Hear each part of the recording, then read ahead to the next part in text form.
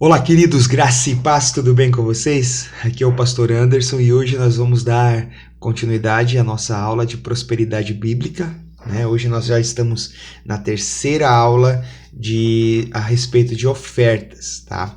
Então, hoje nós vamos continuar estudando 2 Coríntios, capítulo 9, e nós vamos estudar o versículo 8 e o versículo 9 de 1 Coríntios 9, tá? Mas antes da gente começar, eu só gostaria de pedir para que você curta o nosso vídeo, que você comente no YouTube, amém? Não só no nosso grupo de estudos, mas também no YouTube, comente o vídeo. E se você quiser e achar conveniente, quiser compartilhar, você faça isso também, porque assim você ajuda o nosso canal a crescer, tá? As pessoas vão ter mais acesso, o YouTube vai entender que nós estamos produzindo conteúdo relevante a pessoas, então eles vão começar a divulgar o nosso canal para outras pessoas, tá ok? Muito bem, vamos lá então. Então nós estamos desde sexta-feira, na verdade, nós estamos falando sobre oferta. Então falamos na primeira aula, né, que a oferta, analisando o versículo 6. Vamos ler aqui primeiro, 2 Coríntios capítulo 6, capítulo 9, do versículo 6 ao versículo 12. Diz assim: E digo isto, que o que semeia pouco, pouco também ceifará, e o que semeia em abundância ceifará. Cada um contribua segundo propôs no seu coração, não com tristeza ou por necessidade, porque Deus ama o que dá com alegria. E Deus é poderoso para fazer abundar em vós toda graça, a fim de que, tendo sempre em tudo toda a suficiência, abundeis em toda a boa obra. Conforme está escrito: espalhou, deu aos pobres, a sua justiça permanece para sempre. Ora, aquele que dá a semente ao que semeia, também vos dê pão para comer, e multiplique a vossa sementeira e aumente o fruto da vossa justiça.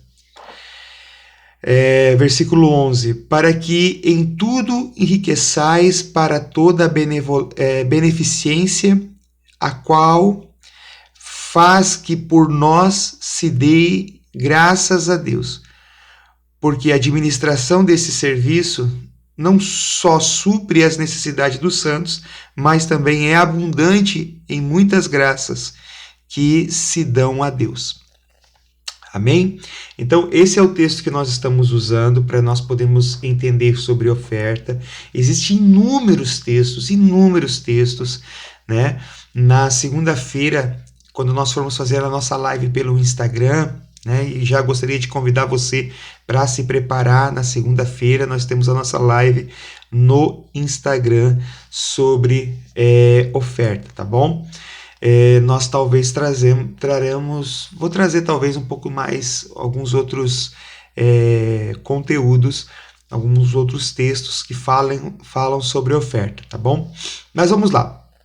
Hoje nós já estudamos o versículo 6 e entendemos que oferta é uma semente, né? Ela é uma semente e é proporcional àquilo que eu planto. Então, se eu plantar uva, eu vou colher uva, não vou colher tangerina, né? Então, é a mesma situação com relação à oferta. A oferta vai ser sempre proporcional àquilo que eu planto. Depois, na segunda aula, nós ensinamos como se deve ofertar. Então, usamos o versículo 7, né? Devemos ofertar segundo aquilo que propomos no nosso coração. Então, a oferta não tem valor. Não pode ser estipulada por alguém o valor. Amém? A oferta você propõe no seu coração. Não com tristeza. A oferta não pode produzir peso em nós, tá? Não por necessidade. Eu não posso ofertar porque eu estou com pena ou com dó da pessoa que eu estou ofertando, ou da instituição, da igreja que eu estou ofertando, tá? Se você está sendo convencido a ofertar por pena, então talvez você deveria repensar um pouquinho, tá bom? E também não por barganha, né? Não, eu vou ofertar para mim poder. Eu estou passando necessidade, eu tenho eu tenho R$ 100 na minha mão, mas eu preciso de 1.000. Então eu vou pegar esses 100 e vou ofertar.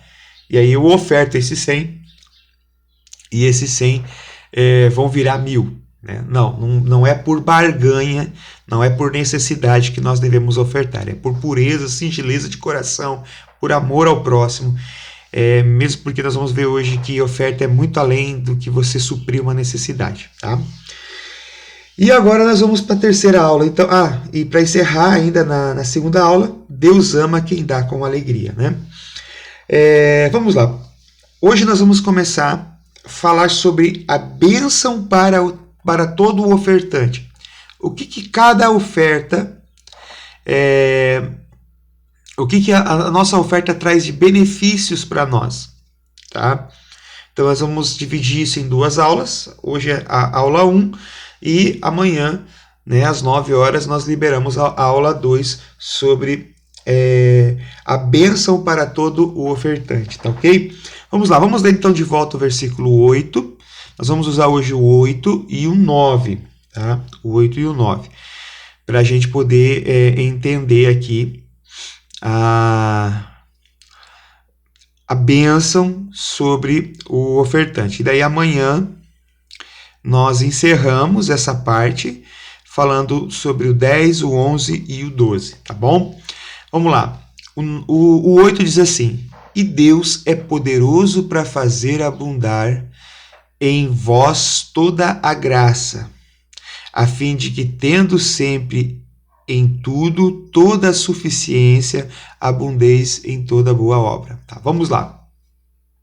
Então, por que chegou nesse ponto? Chegou nesse ponto porque as pessoas estavam ofertando aquilo que propuseram no seu coração, não com tristeza, não com peso, não por necessidade. As pessoas estavam...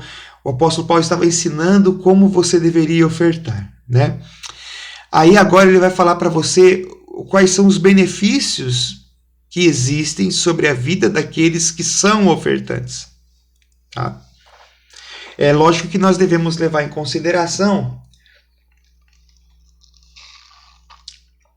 que os tempos onde o apóstolo Paulo estava ensinando isso é diferente dos tempos que nós estamos vivendo hoje, né?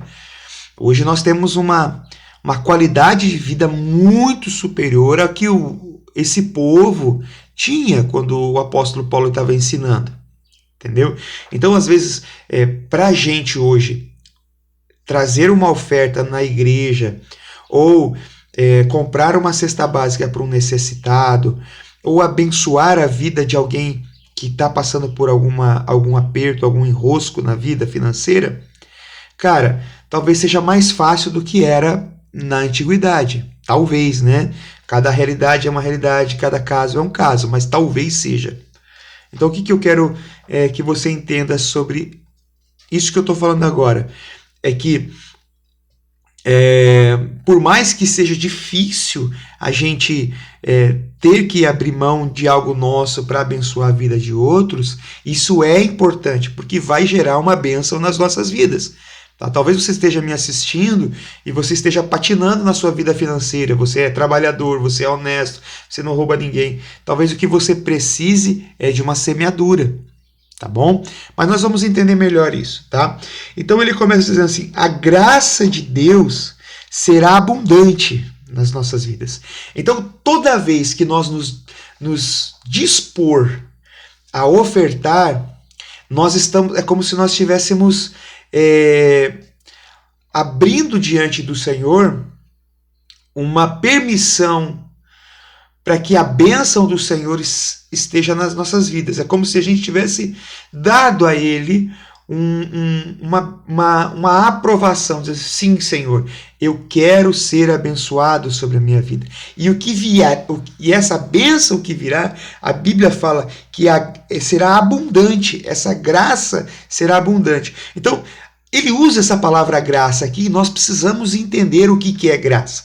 Né? Se você está me assistindo e você já frequenta a nossa comunidade de fé, já é membro da nossa comunidade de fé, já me ouviu falar muito sobre a graça, né? Que é uma coisa que eu amo e que eu batalho para vivê-la e ensinar na nossa comunidade de fé. O que é graça? Graça é um favor imerecido. É como se o Senhor dissesse assim: se você for fiel, se você ofertar da maneira correta, se você for fiel, então até mesmo as coisas que você não merece será abundante na sua vida. Então, ele começa o texto do versículo 8 dizendo: e Deus é poderoso para fazer abundar sobre vós toda a graça. Então, todo aquele que é ofertante, que é dizimista, todo aquele que primícia, ele tem uma liberação abundante da graça de Deus. Tá? Depois ele fala o seguinte, versículo 8, né? A fim de que, tendo sempre em tudo toda a suficiência, ou seja, aquele que tem o coração desprendido para ofertar, aquele que tem o coração desprendido para levar, para devolver ou para entregar, para abençoar a vida de outra pessoa, ele nunca vai faltar nada, não vai lhe faltar nada. Talvez esse nada é meio sugestivo, né?